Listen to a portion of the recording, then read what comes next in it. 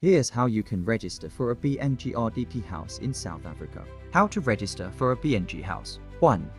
Visit your local municipality. Go to your nearest municipal housing office or human settlements desk. If you are in Buffalo City, you can visit East London City Hall Housing Department, Dansane Municipal Offices, Duncan Village Housing Office. 2. Bring the required documents. You will need South African ID, proof of income or a payslip, marriage certificate if married, birth certificates of children if applicable, affidavit if you're single or unemployed, proof of residence. 3. Register on the Housing Subsidy System HSS. The municipal officials will Capture your personal details, check if you qualify, add you to the National Housing Needs Register NHNR. 4.